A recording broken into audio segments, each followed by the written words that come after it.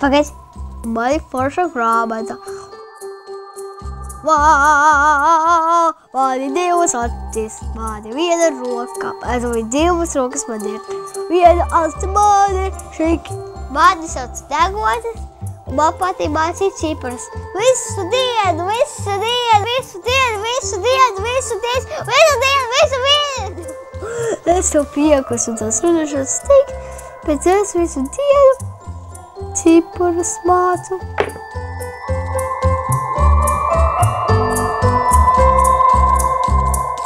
Tabula, tas ir tāds pavisam konkrētā, plakanā veidā attēlots viss mūsu reizrēķins. Viņš ir sauss, neinteresants un atliek vien tas, kā iekaut visu to reizrēķinu galvā. Bet man likās, ka viņš ir tāds neinteresantais, saussais bubulis, no kā visi bērni, ja viņiem uzprast, kas ir visbriesmīgākais, tad viņi pasaka reizrēķins. Un tad man likās, tas ir tik nepelnīti. Viņu taču varētu atdzīvināt, viņu varētu izkrāsot, un viņam varētu iedot savu smaržu un kustību un krāsu un gaismu. Un tad es arī ķēros klāt pie darba. Es sapratu, ka viņš ir jāpadara dzīves. Reizrēķins, nepavisam grūts nav viņš. Reizrēķins, nepavisam grūts nav viņš. Reizrēķins, nepavisam grūts nav viņš. Reizrēķins, nepavisam grūts nav viņš. Tad man nāca talkā degulāts, jo mums pašiem mācīties, tas nav tik interesanti, bet ja ir degulācis, kuram var pateikt, māci mani degulāci. Es esmu gatavs, es esmu atvērts mācībām, nāc un māci mani. Un tad viņš atnāk, un viņš nodzied dziesmiņu, un viņš nospēlē mūziku, un viņš parāda instrumentus, kuros savā starpā saspēlējās, un viņš parāda animācijas filmiņu. Un tas ir bijis vienkārši tāda jauka saruna ar degulāci, viņš ir nācis šurp, mani mācījis, un es pēc tam saprotu, es taču jau zinu to reizrēķinu, pats no sevis tas ir noticis. Vienam degunlācim deguns viens, vienam degunlācim deguns viens, viens reiz viens ir viens, viens reiz viens ir viens. Kā tos ciparus sāka pierakstīt, un kā viņš sāka taisīt tabulās, un tas pavisam jau kaut kad pavisam šausmīgi sen, kādus 2000 gadus pirms mūsu ēras. Babilonijā ciparus rakstīja uz māla plāksnītēm. Pat nebija jāizdomā vēl papīrs. Pietika ar tādu smuku māla plāksnīti, un mēs šoreiz ņemsim nevis mālu, bet piparkūku mīklu. Un uz tās piparkūku mīklas tāpatās tā kā uz mālu mēs varam visu reizrēķinu tabulu ieskrāpēt ar koku irbulīti. Iedomāsimies, ka tā mums ir tāda babiloniešu ciparu plāksnīte.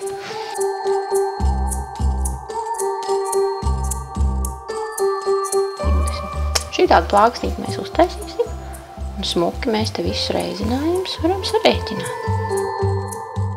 Tad uzreiz jau bērniem ir pavisam interesanti ņemties ar tādu mīklu. Tie vairs nav pavisam tie sausi un neinteresantie cipari, bet tā ir smaržīgā, garšīgā mīkla, kur arī bez visas cepšanas jau var sākt no viņa našķoties. Vienā nedēļā ir 7 dienas. Vienā nedēļā ir 7 dienas. 1 reiz 7, jā, 1 reiz 7 ir 7. 1 reiz 7 ir. Man ir tā, ka man tie cipari ļoti patīk, un man tie cipari ir iesaistīti visā manā dzīvē, un man tie cipari liekas, ka viņi ir krāsaini, ar krāsu, ar skaņu, ar garšu, un tāpēc es tā nemaz negribētu dzīvot bez tiem cipariem, un ja mēs kaut kā gribam visus cilvēkus sadalīt divās daļās, vienas tajos radošajos, māksla, otras krāsas, un otrs tajos, kas atbild par cipariem, man liekas, ka tas ir pilnīgi nepareizs dalījums, ka abiem ir jādomā gan par tiem sausajiem cipariem, gan par tām radošajām lietām un par krāsām un par gaismām un par ainavām, un par laiku, un, man liekas, tieši savstarpēji kopīgi tie cipari vislabāk darbojas. Uz ko tas prāts mums nesas? Spēlēsim desas. Vai mums grūti, zīmēsim rūtis. 3x3 rūtiņās. 3x3 rūtiņās. 3x3 rūtiņās. 9 desiņas.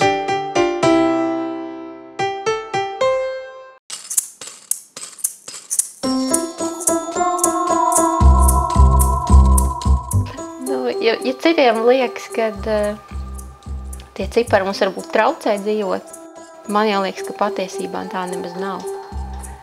Ka cipari mums ar katru savu mazo cipariņu mums to dzīvi atvieglo. Gan to, ka mēs varam saskaitīt, kā iet laiks, mēs varam saskaitīt, kā telpa iet uz priekšu, no vienas vietas uz otru. Varbūt tādā kaut kādā utopijā jau liekas, ka dzīvosim bez tiem cipariem. Tikai glēznosim, zīmēsim, dzejosim, tā kā peldēsim tādā fantāzijas okeānā. Bet cipari ir tie, kas mūs pietur pie vietas un mums atgādina, kur mēs esam, kurā vietā laikā, kurā vietā telpā. Un man liekas, ka mums vajag tos ciparus.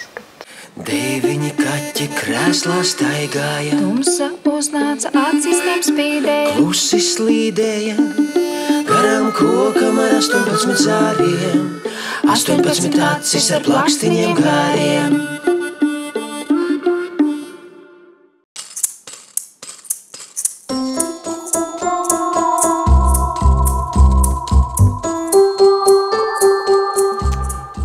Ja bērniem citreiz liekas, ka tās mācības, ko viņas iemācās skolās, viņiem nav vajadzīgas, tad par reizrēķinu pilnīgi noteikti tā nav.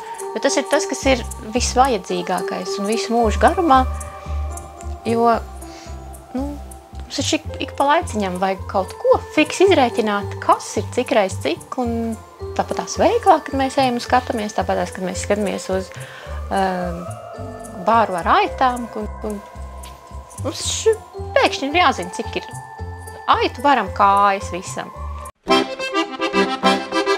9 aitas, kājas skaita. kājas skaita, kājas skaita. Tās tuvos rados nebūt nesvešas. Nebūt nesvešas, nebūt nesvešas. Pa 4 kājām katrai kopā 36. 36, 36. Bā! Man matemātika patika. Un man ne tikai patika matemātika, bet es arī sapratu, ka matemātika tas var būt kaut kāds tāds pavisam dīvainas lietas vienojošais punkts. Man, piemēram, patika, varbūt tas bija kādā 5., 6. klasē. Viens tāds puika klasē, viņam bija tādi blondi mati, zilas acis. Viņš bija vienkārši karalis. Divnieku karalis, diemžēl. Bet tad izrādījās, ka kā var pēc stundām, kas ir tāds ļoti jauks komunikācijas veids, viņam uzprasīja, gribas tev iemācīšu pa daļskaitļiem. Un viņš teica, jā, ka viņš grib. Man liekas, ka tie daļskaitļi viņu pārāk neinteresēja, bet mēs tiešām vienu vakaru būrāmies pa tiem daļskaitļiem. Runāt sakot, mums bija vienkārši burvīgākais vakars, un nākošajā dienā aizējām uz skolu, viss tik jauki. Un tāda pēkšņi sanāk, ka skolotāji, viņi izsauc pie tāfeles. Un tā ir tāda, nopietnā skolotāja, tāda, kur jau pilnīgi zina, ka, viņš ir, tā kā nolēmtais, ka viņi vienkārši izsauks un ieliks viņam kārtējo to divnieku. Un, tad viņš pieiet pie tāfeles un sāk to visu rakstīt. Un skolotāji, pilnīgi jau skaidrs, ka vienkārši tūlīt varēs ielikt kārtējo divnieku, bet viņi paskatās, bet viņš velk tās daļsvītras vienu pēc otras.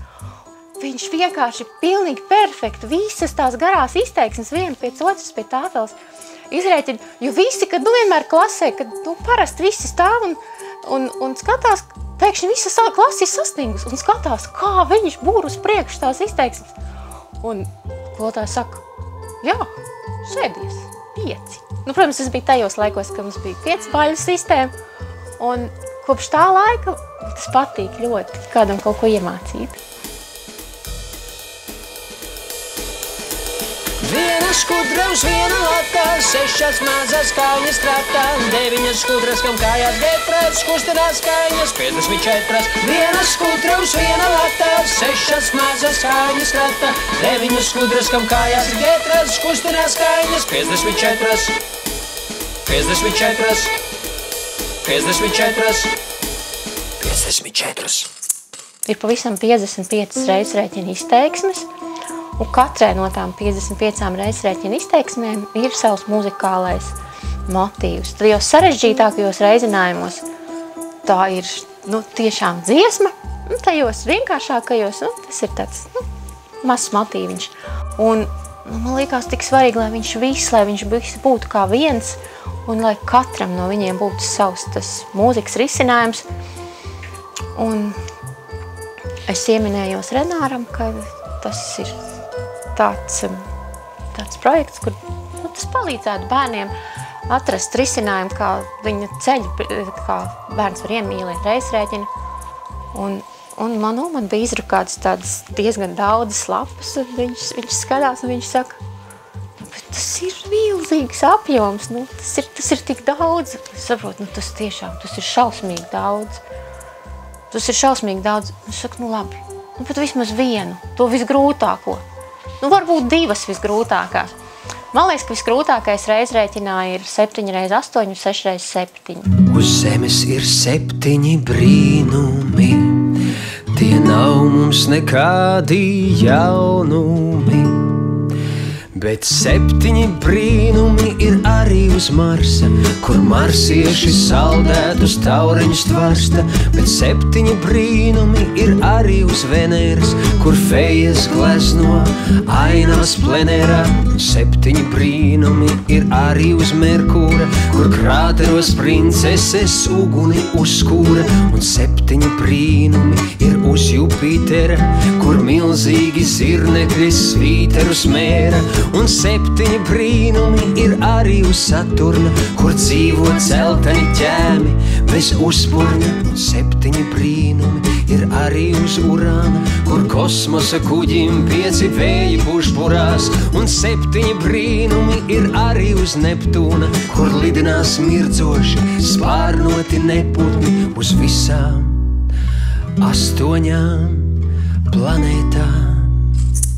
Es saku viņam, ka tās 2 visgrūtākās, tās var būt. Bet man palīdzēja mazais Ārons, kuram drīz būs arī jāiemācās reizrēķins, un tad Renāram bija arī varbūt kaut kā viņam likās, ka nākotnē varbūt Ārons no tām dziesmiņām varēs iemācīties reizrēķinu. Pēc tam, pēc kādu pavisam neilgu laiciņu, pienāk vēlu pusnaktī dziesmiņa. Un pēc tam katru vakaru pusnaktī man pienāk pa dziesmiņai, un tās ir tik fantastiskas, un viņas tā strādā un dzīvo. Nedēļa viena, 7 dienas. Ikdienu ķersim zivtiņu vienu. Siltiņai dienā, ja nedēļas 2 mēs ķersim, tad noķersim cik? 14. Un mums jau multfilmiņas jau bija tapšanas stadijā, un citas bija gatavs. Un tad mirklī, ka tā dziesmiņa pienāk, un viņa ir 2 reizes garāk nekā multfilma, kas jau ir uzfilmēta, tad tā sajūta bija tāda dziesmiņa. Un 2 reizes garāk, un mums ir jāpārtais tā multfilmiņa, mums viņa jāuztais 2 reizes garāk, bet nevis mums ir jāpārtais multfilmiņa, bet mums ir tāda dziesma, un mēs to multfilmiņu varam pagarināt. Vissarežģītāk bija ar 8 kājiem, tāpēc, ka mums jau bija multfilmiņa gatava par 8 kājiem, bet viņi bija uz pusi īsāk, un ir saprotams, ka nav iespējams tos 8 kājas, kas mums ir, un kur jau laimīgi ir aizgājuši citos medību laukos, kad no tiem vairs nevar to visu izdarīt. Bet par laimi Jānis brauc atkal komandējumā uz Londonas zivju tirgu, un viņam nācās atvest vēl 6-8 kājas no lielā nakts zivju tirga. Un tad līdz ar to astoņkāju kustināšana varēja atkal sākties no jauna. 6, 8 kāji gāja, 8 kāju ūdens mājā, 8 kāji uzzināja, cik šiem visiem kopā kājas, kopā kājas, kopā kājas. 6 reiz raudzā 8, pie sūcekņiem noklātās. 6 reiz raudzā 8, 48, lokās pēdas krustojās. 6 reiz raudzā 8, 48, lokās pēdas krustojās. Nu, astoņkāji, diemžēl, bija saldēti, un viņi vienkārši bija atkusuši. Es to... Kā viņi atrada vispār? Nu, jāatcer lidmašīna rokas bagāžā. Un tad, kad iet cauri bagāžai, tad tie ļoti svarīgie darbinieki, kas stāv pie tām lietām, viņi tādi saka, nu, kaut kas jums trodas pēc zivīm.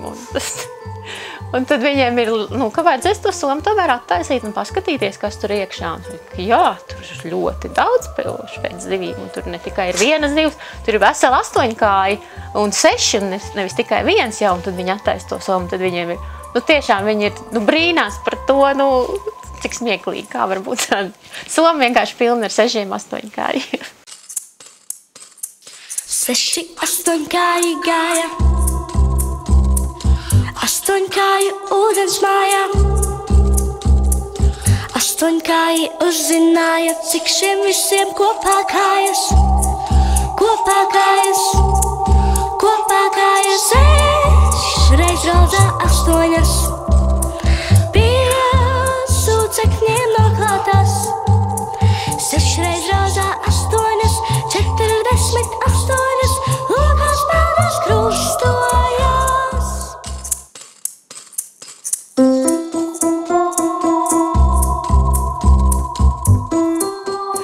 Tā bija vispār visjaukākā diena visā gadā par to, kā mēs izrakām visu pasauli.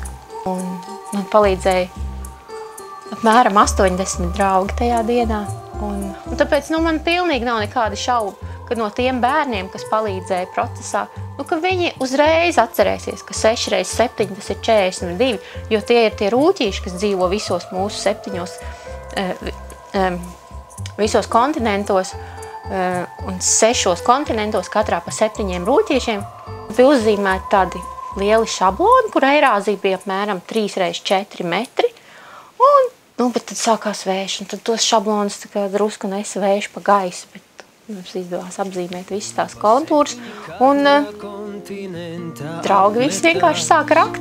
7 rūķīši Dienvidamerikā, 7 rūķīši Ziemeļamerikā, 7 rūķīši Austrālijā, 7 rūķīši Antarktīdā, 7 rūķīši Āfrikā un 7 rūķīši Eirāzijā. 6 reiz 7, 42. Iebrauca selgā un noķēra zivi. Vai tu viņiem pievienoties gribi? Rūķīšiem skaitā 42.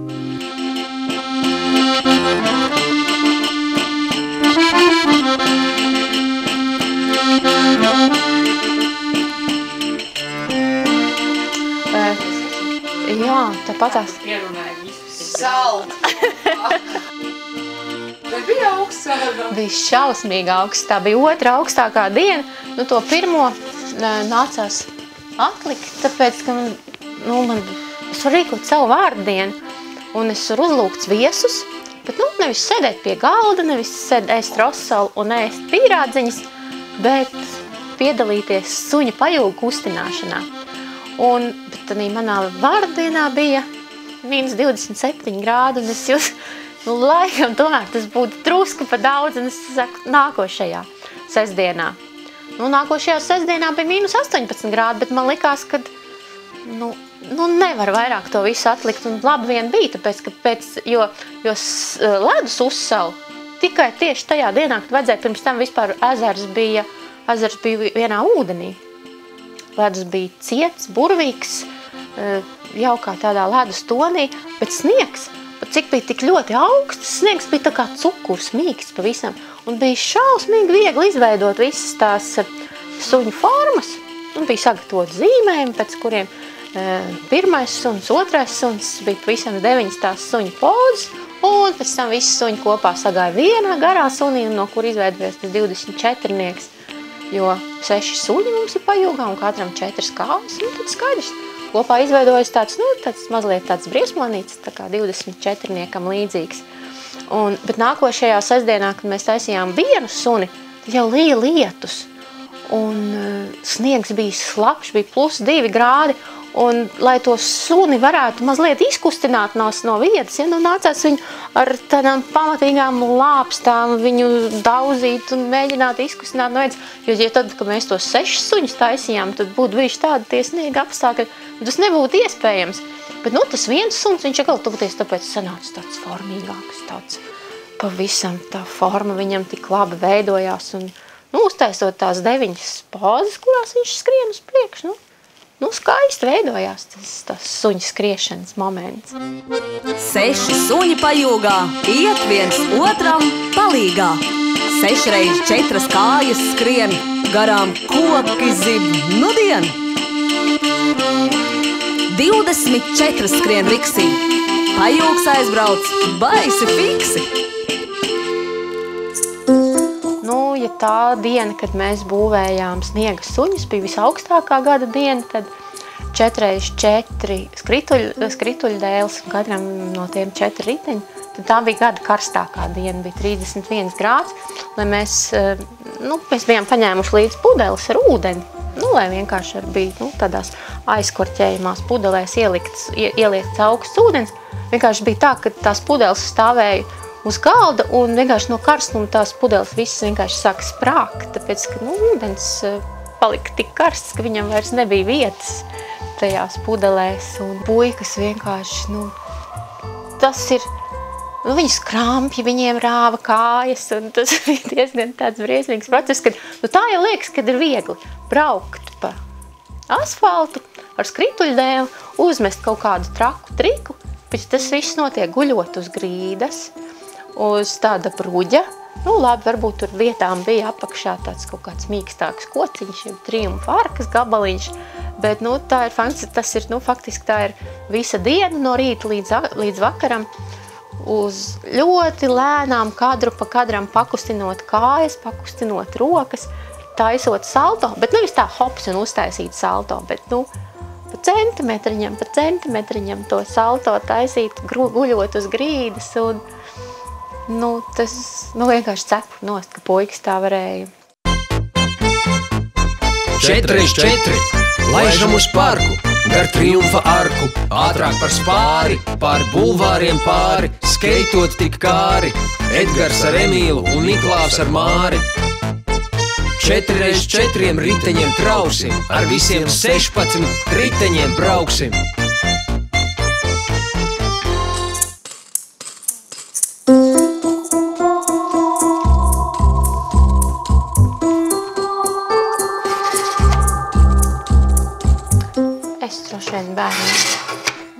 Es vienkārši ar tā kā jūtos, tā kā bērns, jā. Ka man viegli viņiem saprasties. Es tieši, jo mums viens tāds itāļu draugs, kurš saka pa sevīm, kad viņš jau paliek vecs, bet pieaugušais viņš tā arī nav bijis. Bet, man arī tā sajūta tāda, kad tā pieaugušo pasauli, tas ir kaut kas tāds tik nopietns, tāds, kad bet es viņā neiedaros, ka kad vienkāršāk ir tajā bērnu pasaulē par visu skatīties, brīnīties tā kā bērnam un vienkārši priecāties par to pasauli un nevis no tādām pieauguša pozīcijām, ka es zinu, kā viss ir jādara, visu tā sakārtot no augšas skatoties. Un bērni tāpatās, viņi nav tā kā bērni, viņi ir tā kā draugi. Vienkārši vieglāk saprasties tādā veidā. ka tu esi viņiem blakus, nevis kaut kur, nezinu, kur tur augšā un sakot viņiem, kā ko vajadzētu darīt, bet, ar viņu kopā vienkārši spēlējoties, meklējot, atrodot kaut kādas tādas interesantās lietas. Lampa priekšā tev.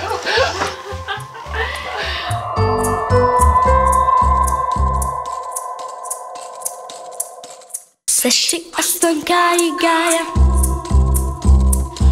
astoņkāji ūdens mājā. Astoņkāji uzzināja, cik šiem visiem kopā kājas. Kopā kājas, kopā kājas. Sešreiz rozā astoņas, pie sūcekņiem noklātās. Sešreiz rozā astoņas, 48 lokās pēdas krustojās. Sešreiz rozā astoņas, 48 lokās pēdas krustojās.